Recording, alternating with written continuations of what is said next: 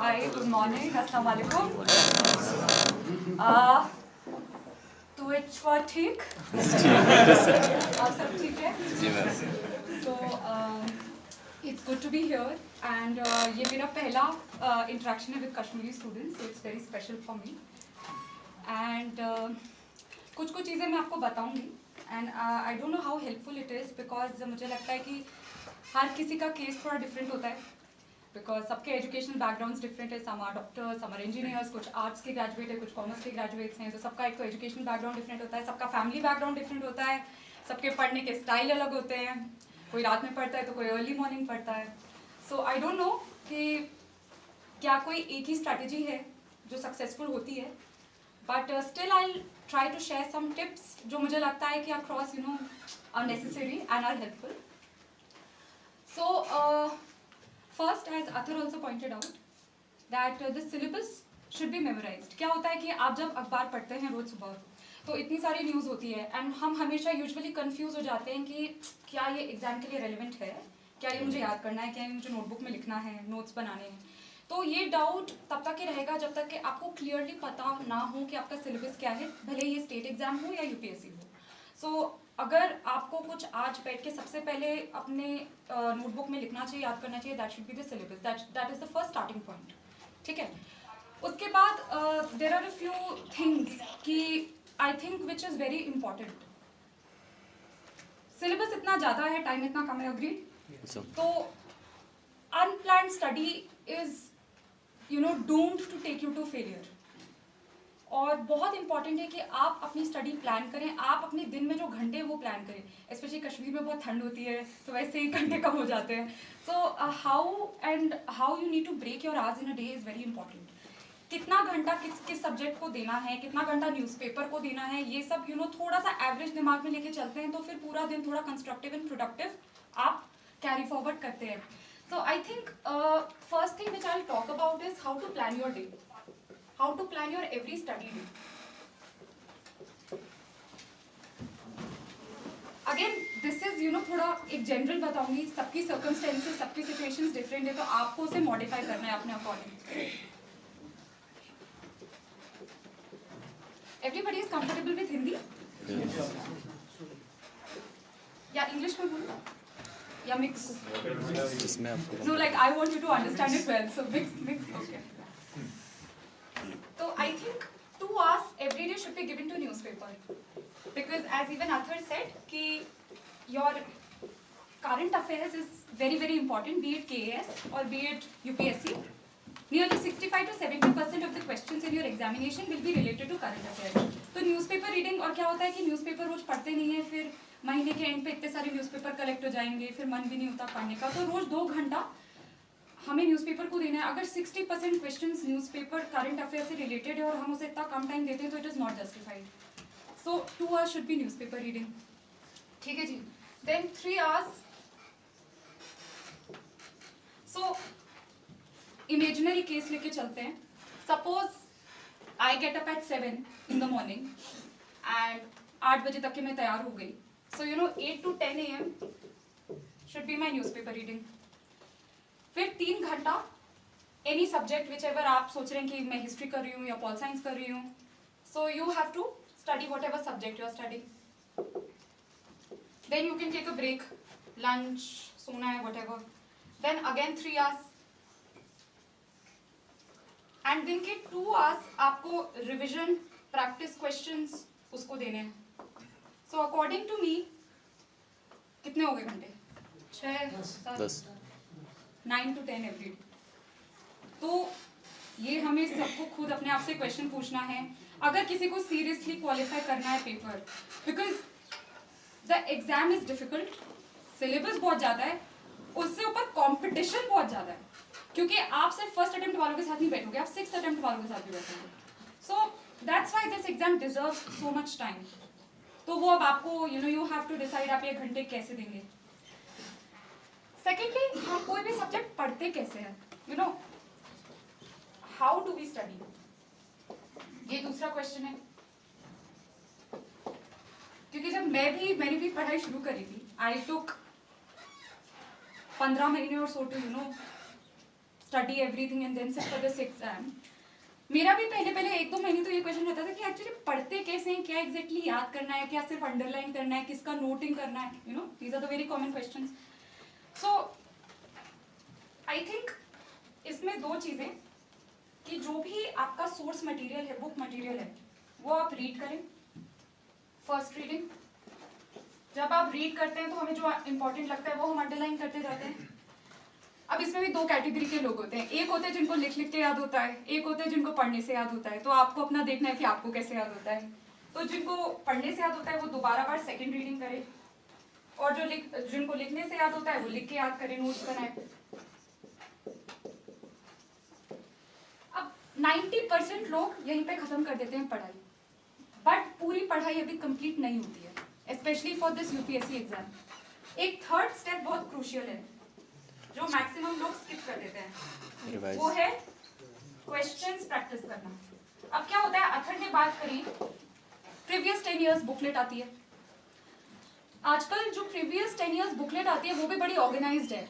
हर subject के भी topic wise question आते हैं कि पिछले 10 साल में, मान लीजिए पॉलिटी का कोई भी सब्जेक्ट हो, पार्लियामेंट में भी पार्लियामेंट के पिछले 10 साल में कौन से क्वेश्चन आए हैं. तो अगर आपने पार्लियामेंट पहली बार पढ़ा तो आप तो पहले समझेंगे अच्छा क्या है क्या है. दूसरी बार या तो रीड करेंगे या नोट्स बनाएंगे. तीसरी बार ये आपको पिछले 10 साल में उसी टॉपिक से जो क्वेश्चन पूछे गए थे उनको सॉल्व करना है. And if you are able to solve then good job, and if you are not, मतलब आपने अच्छे से पढ़ा नहीं है. तो ये फुल प्रूफ है. इसके बाद आपका एक टॉपिक प्रिपेयर होता है. तो यूजुअली हम यहीं पे रुक जाते हैं एंड वी नेवर सी, और इसलिए जब प्रीलिम्स का क्वेश्चन आता है तो हमसे सॉल्व नहीं होता क्योंकि हम ये एसेंशियल क्रूशियल स्टेप स्किप कर देते हैं. राइट, ये रहा कर दिया. सो फर्स्ट 2 पॉइंट्स तो ये हो गए.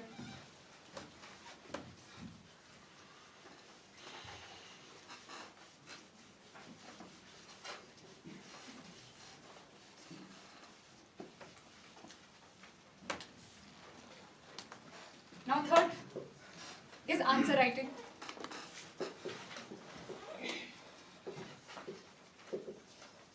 Now you know a lot of students keep asking me कि answers exactly लिखते कैसे.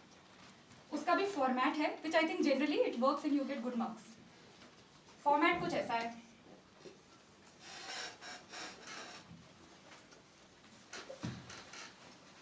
जैसे कि I think most of you must be aware कि हमारा जो वर्ड लिमिट होता है वो 150 to 200 वर्ड्स होता है. यहाँ पे कितने आर्ट्स के स्टूडेंट्स हैं? उठा लो भाई हाथ. ओके, आर्ट्स के स्टूडेंट्स तो कम हैं. इंजीनियर्स, तो बाकी सब क्या कर रहे हैं? लॉ, क्या कर रहे हैं? साइंस.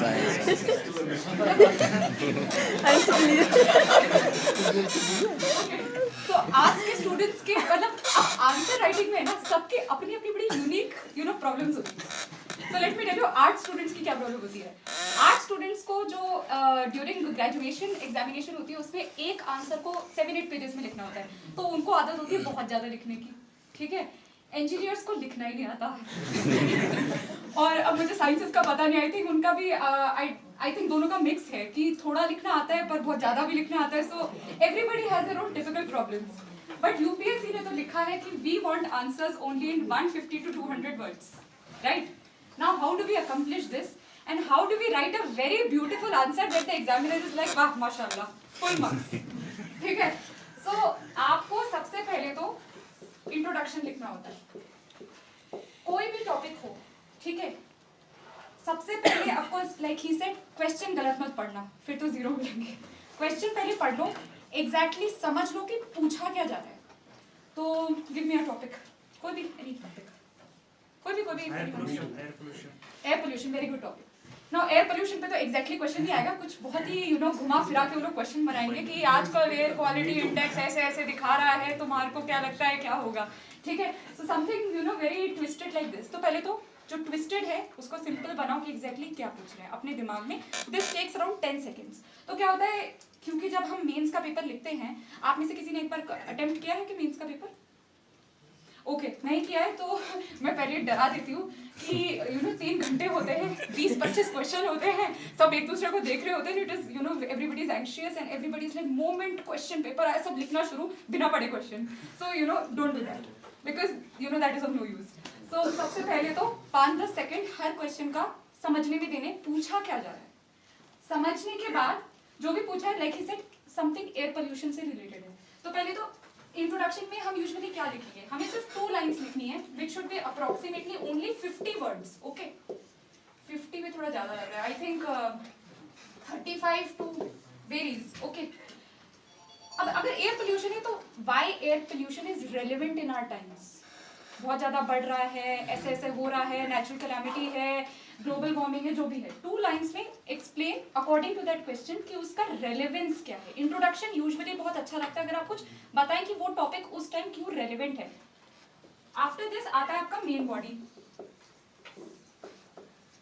अब एग्जैक्टली उन्होंने क्वेश्चन में एयर पोल्यूशन का क्या एस्पेक्ट पूछा है वो आप समझाइए 100 टू 150 वर्ड्स में। एयर पोल्यूशन किस किस चीज़ों से होता है, उसके क्या कॉजेज हैं, क्या कॉन्सिक्वेंसेज हैं, उसको ठीक करने के लिए क्या इनिशिएटिव्स लिए जा सकते हैं, वो सब आप लिख दीजिए इसमें। ठीक है जी। उसके बाद आप आएंगे कंक्लूजन पे। कंक्लूजन अगेन आपका होना चाहिए अराउंड 50 टू 75 वर्ड्स। अब इसमें काफ़ी लोग पूछते हैं मैम क्वेश्चन में तो क्रिटिकली एनालाइज लिखा था, मतलब तो क्या हम वीकनेसेस बताएं, हम क्या करें, आंसर में क्रिटिसिज्म डालें, क्या डालें।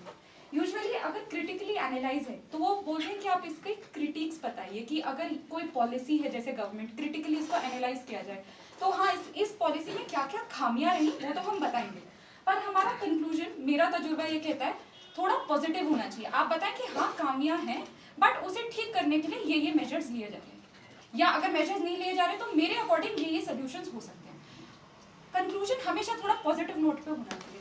आपने ये 3 चीजें ऑर्गेनाइज तरीके से लिखी, मैं गारंटी कर सकती हूँ आपको अच्छे मार्क्स मिलेंगे, क्योंकि कोई भी एग्जामिनर पढ़ेगा उसको बहुत ऑर्गेनाइज तरीके से दिख जाएगा। अच्छा ये इसका इंट्रोडक्शन है, चलो ठीक है, ये तो बस ऐसे ही पढ़ने के लिए, ये इसके पॉइंट्स हैं और ये इसका कंक्लूजन है, तो मतलब ये लास्ट में कहना क्या चाह रहा है उसके लिए भी आसान, ऑर्गेनाइज, आपके लिए लिखने में organise, and this is I think sort of a good answer, right.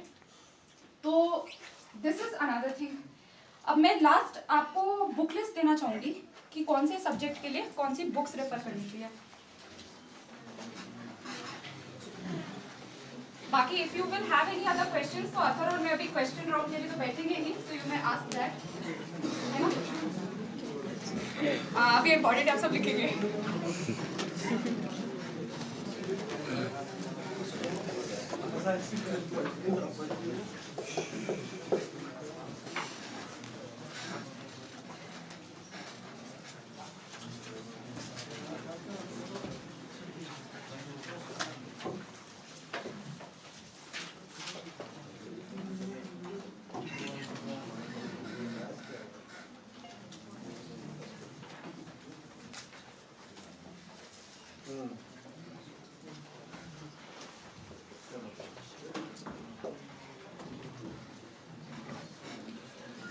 पहली बात तो I am not aware of KS, but they told me कि नियरली अब सिलेबस सेम हो गया है, तो मतलब अगर KS का मैं उतना नहीं हेल्प कर पाऊंगी, UPSC का आई कैन।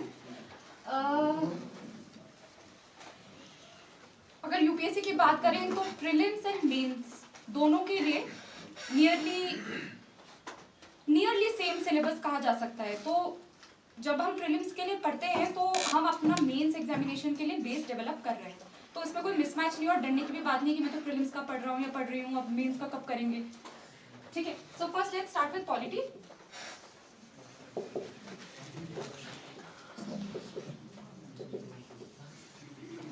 है ना, Laxmikanth is like Quran and Bible, you just have to read it so many times कि you can, it's on your fingertips. And then current affairs, क्योंकि आजकल मेंस के बहुत सारे क्वेश्चन ना कुछ वो करंट बताएंगे कि अच्छा राज्यसभा में ये कुछ पास हुआ था, इस पे बोलिए, तो आपको पता ही नहीं चलेगा अगर आपने पार्लियामेंट का चैप्टर तो पढ़ा है बट फिर जो अभी करंटली चल रहा है उसके बारे में आपको कुछ आइडिया नहीं। हिस्ट्री, अब हिस्ट्री में पहले तो एंशिएंट कर लेते हैं।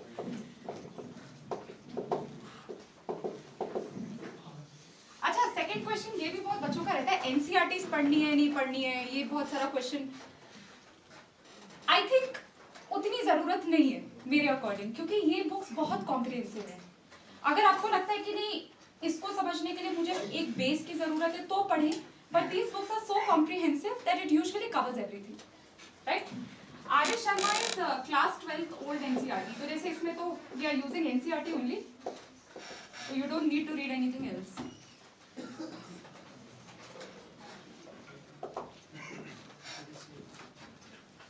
Now modern. So आजकल अगर कुछ स्किप करना हो तो ये कर सकते हैं. मान लो बहुत टाइम कम है, बिल्कुल कुछ कंप्लीट नहीं हुआ है, ये स्किप कर सकते हैं क्योंकि मैक्सिमम क्वेश्चंस इससे या इससे ही आते हैं. वैसे तो पढ़ लेना है ना, ये मत बोलना कि मैंने बोल दिया कि इसको स्किप कर देना. अगर टाइम नहीं बचे, जैसे मेरे पास नहीं था, मैंने स्किप किया था, तो इसलिए मॉडर्न के लिए you have to read Spectrum. इन्होंने बहुत अच्छी निकाल दी है. अब इन्होंने इवन 1957 पहले जब आई वाज स्टडिंग तब स्पेक्ट्रम में 1957 रिवोल्ट के बाद ही होता था. नाउ अब उसके पहले भी हो गया है, so that is a good thing. Then next we have economics. No, economics is mostly current affairs. तो कोई एक करंट अफेयर्स की जो मंथली मैगजीन होती है ना, वो उठानी है. उसमें जो इकोनॉमिक सेक्शन का जो लिखा होगा ना, वो आपको याद करना होगा. मोस्टली इसमें 90% क्वेश्चन तो करंट अफेयर रिलेटेड आते हैं. और अगर कोई बुक चाहिए बेस बनाने के लिए कि इंडियन इकोनॉमी के क्या क्या पार्ट्स हैं, या इकोनॉमिक्स में माइक्रो इकोनॉमिक्स क्या होता है, मैक्रो इकोनॉमिक्स क्या होता है, तो इसके दो सोर्स हैं. एक तो है क्लास 12 के एनसीईआरटी,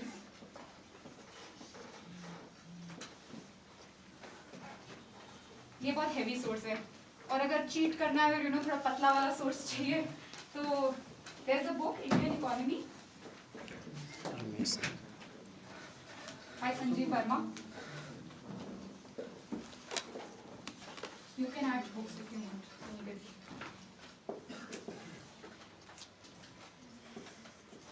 पर इसमें सबसे बड़ा सोर्स तो वही है, करंट अफेयर्स. मैक्सिमम क्वेश्चंस उसी के होंगे. इकोनॉमिक सर्वे आता है. Yes, absolutely.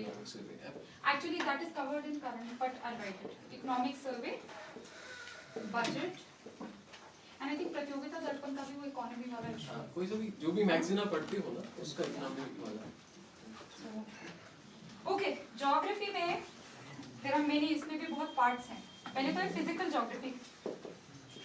ज्योग्राफी पढ़ी है किसी ने अब तक? Can you tell me something about it? कैसा सब्जेक्ट है, कौन कौन से आप बुक्स रेफर करते हो? For GS1, I had GC Leon for physical, and then I had studied NCERT. Plus, we had that R.D. Sharma की एक छोटी सी बुक आती. अच्छा. Isn't GC Leong a little outdated now? For me, it was Madhu current affairs I think GS के लिए GC low. I find GC Leong थोड़ा सा outdated. बहुत पुराने 1970s के लगे वो. फिजिकल ज्योग्राफी के लिए तो क्लास 11th की एनसीईआरटी है. जीसी लियोन में यू हैव दोस टेबल्स वगैरह बने हैं, जैसे वो बायोम्स का है ना. तो यू कैन मतलब दोस वो ना एकदम टेबल्स कौन सा कहाँ पे है, ज्योग्राफिकल लोकेशन भी है, क्या फीचर्स हैं, तो you can make those maps. I found them very useful. And so for JS related, mostly they give paper from that only. From JS, GC Leon.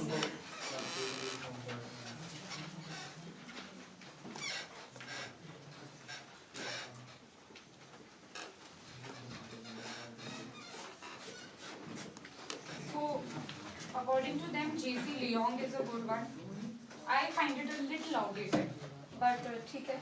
Physical geography के लिए class 11th NCERT, Indian geography के लिए class 10th and 12th, ठीक है. Human geography के लिए class 12th is okay. Then I think you have to buy a good atlas.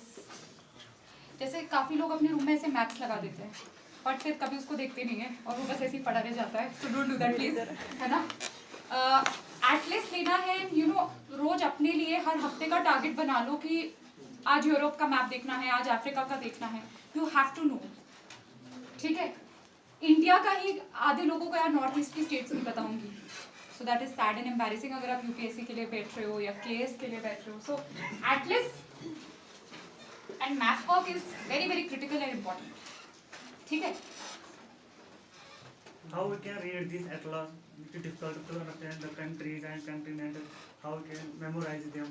Memorise तो यही है कि what I used to, I can tell you what I used to do, कि मैं तो खाली मैप्स लेके एक तो एटलस तो है मेरे पास, प्लस स्टेशनरी शॉप से मैप्स नहीं मिल जाती, जब हम स्कूल में मैपअप करते थे वो मैं लेके आती थी, और फिर जैसे मैं देखती थी कि एटलस में ये है, फिर मैं खुद से कंट्रीज मार्क करती थी, तो फिर मुझे याद हो जाता था। और तो कोई तरीका नहीं होता ना, याद तो ऐसे ही करना होता है। So can we wrap this? दूसरे सब्जेक्ट्स पे जाए?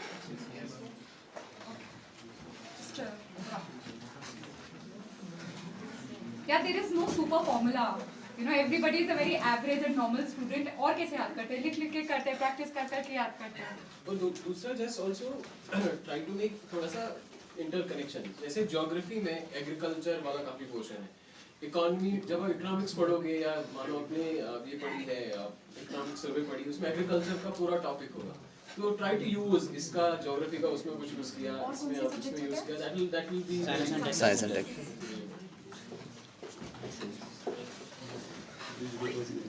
क्या पढ़ना है electrical engineer? Science and tech के लिए कोई एक तो वो मैं अपनी- TMH की बुक आती है एक, Have you read it? मतलब देखी आपने? मेरी रियलिटी तो ये थी कि I did not study science and tech, I studied the current affairs portion. तो जो करंट अफेयर्स मैगजीन में जो भी टेक्नोलॉजिकल या साइंटिफिक डेवलपमेंट्स, न्यू इन्वेंशंस या इनोवेशंस हो रहे थे, वो मैं मंथली मैगजीन से पढ़ती थी, एंड मोस्टली क्वेश्चंस उसी से आते हैं, और जो एक दो बहुत ही टिपिकल आते हैं वो मैंने छोड़ दिए थे। इसमें भी कुछ टॉपिक्स हैं जहाँ से ज्यादा क्वेश्चन आते हैं, फॉर एग्जांपल स्पेस प्रोग्राम बड़ा मेरे टाइम पे मार्स ऑर्बिटर मिशन लॉन्च हुआ था, उसका क्वेश्चन भी आया था, तो दैट आई प्रिपेयर्ड वेल। तो उस टाइप के जो भी करंट एंड लेटेस्ट डेवलपमेंट्स हैं, इसमें थोड़ा न्यूज़पेपर में आता है बट उतना ज़्यादा हेल्पफुल नहीं होता है इसके लिए, बट मैगजीन आपके लिए बहुत हेल्पफुल होगा। जो भी आप मैगजीन पढ़ोगे उसमें वो साइंस एंड टेक का पोर्शन आप रेगुलरली पढ़ते रहोगे। आपको कौन सा बता रहे थे? एक TMH की, एक साइंस एंड टेक की आती है, एक ल्यूसेंट की आती है, यू कैन गेट वन, कोई सा ल्यूसेंट की ले लेना, ल्यूसेंट इज स्मॉलर वन। मतलब देख लेना, मैक्सिमम क्वेश्चन तो इसी से आते हैं, अगर टाइम हो तो फिर ये देख लेना।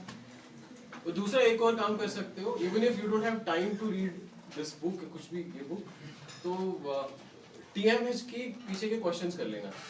इट वुड बी अराउंड 7 कुछ 1000-1500 के क्वेश्चंस होंगे वो साइंस एंड टेक के। It will mostly cover your जो भी स्टैटिक पोर्शन होगा, and then your current affairs will suffice. टाटा science and tech. Environment and ecology. I think this is one of the most hot topics which come in exams these days, and also जिसका source किसी को पता नहीं है। तो एक तो एनवायरमेंट एंड इकोलॉजी में भी फर्स्ट तो करंट अफेयर्स ही है, जो भी आजकल चल रहा होगा कि वेस्टर्न घाट्स की कोई रिपोर्ट आई, या एयर पोल्यूशन जैसे ही सेट, इसके बारे में दिल्ली में बहुत ज़्यादा एयर पोल्यूशन है तो उसमें बहुत सारा न्यूज़ आ रही है। तो एक तो current affairs is the source, फिर एक शंकर की आती है, तो that is a good source. बाकी तो environment and ecology is like a very random thing, आ भी सकता है, तुम्हें सॉल्व करना आ भी सकता है, नहीं भी आ सकता है, इसका कोई। Then I can tell you red book data, इसमें जो भी endangered and critically endangered facilities हैं।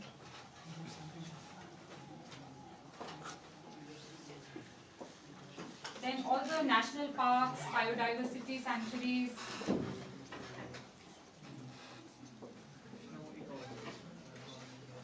biodiversity hotspots and wildlife sanctuaries. Sorry.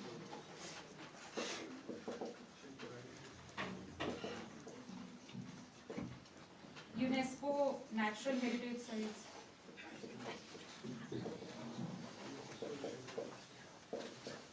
इससे यूजुअली क्वेश्चन आते हैं, तो ये आप थोड़ा देख सकते हैं। I've written red book data, endangered and critically endangered animals, national parks, biodiversity hotspots, wildlife sanctuaries, UNESCO natural heritage sites. और कौन सा सब्जेक्ट बचा? Ethics. उसके लिए there's a book, Ram Ahuja की social problems in India, social issues in India, Ram Ahuja की book है, green colour की। इट्स अ काफी प्री में तो ज्यादा कुछ नहीं होता है, मेंस में अच्छे खासे क्वेश्चंस आते हैं 4-5, will be able to tackle them. Topic wise देख लेना, आपके एसए में भी बहुत काम आएगा और आपके करंट अफेयर्स का भी आप कंटेंट यूज कर लेना। Art and culture. Ram Ahuja. Art and culture. Art and culture, yes. That is another tricky subject.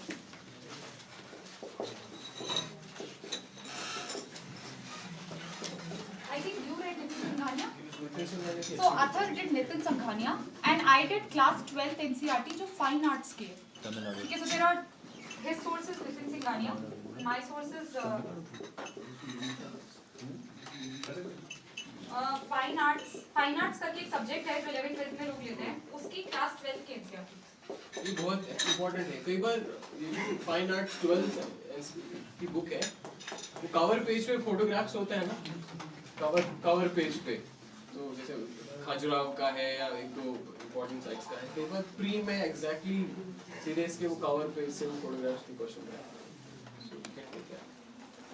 और आर्ट एंड कल्चर का एक और ये भी है, जब आप एंशिएंट इंडिया पढ़ते हो, जब आप पढ़ोगे एनसीईआरटी पढ़ोगे, उसमें भी आप ये चीज़ थोड़ा दिमाग में रख लेना कि ये ये पोट्री का है, ये चीज़ें थी, ये मेटल्स का था, ये चीज़ें थी.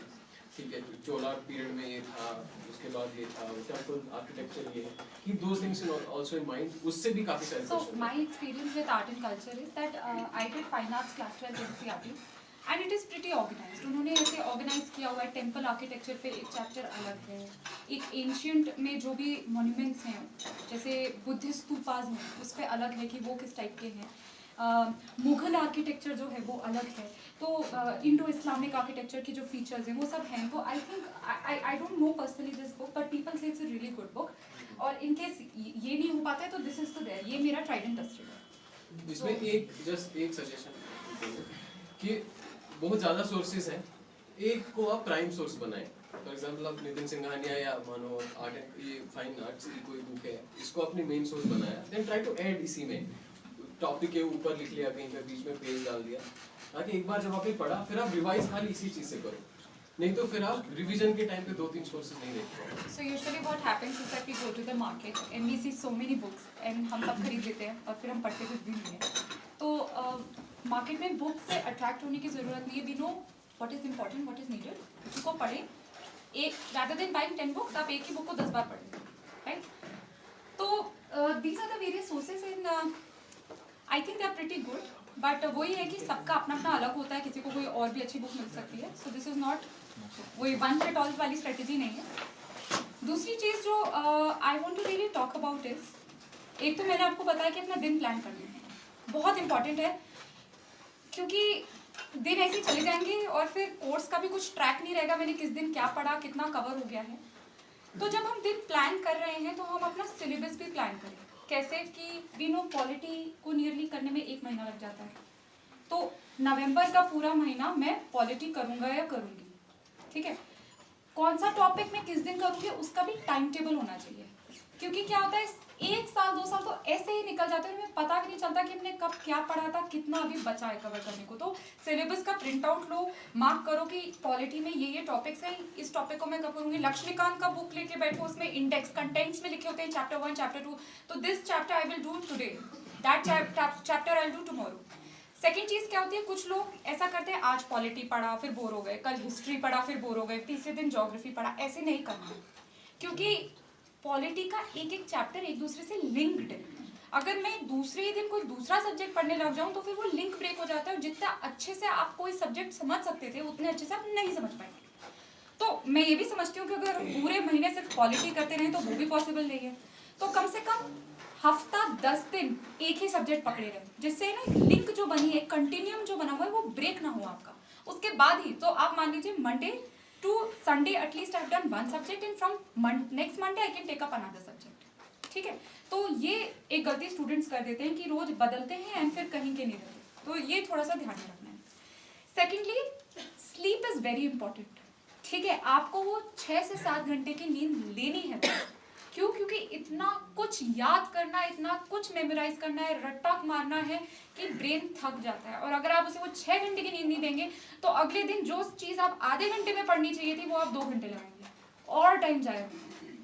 तो वो 6-7 घंटे की नींद is very important. The next very important thing is every 15 days आपको ब्रेक लेना है. ये इतना डिफिकल्ट शेड्यूल है कि इसे फॉलो करना बहुत, मतलब मेरे लिए यहाँ खड़े होकर कहना तो बहुत आसान है, इतना पढ़ लो, ये कर लो, वो कर लो. इसको प्रैक्टिकली इम्प्लीमेंट करना भी बहुत मुश्किल आती है. और वो दिन आते हैं कि हमारा हौसला टूट जाता है, हमें लगता है मुझे कुछ याद नहीं हो रहा है, ये तो बहुत डिफिकल्ट है, मुझसे निकलेगा या नहीं निकलेगा. तो अपने माइंड को फ्रेश करने के लिए हर 15 डेज आपको ब्रेक लेना है. चाहे आप बाहर चले जाएं, रिश्तेदारों से मिलने चले जाएं, फ्रेंड्स से आउटिंग कर लें, whatever it is, but every 15 days you do have to give yourself a break, otherwise you will go mad. तो this is very very important thing जो हम यूजुअली लोग बताना भूल जाते हैं, बट सबको ब्रेक लेना चाहिए. एंड लास्टली मैं कंक्लूड करूंगी कि I know it is a very tough exam.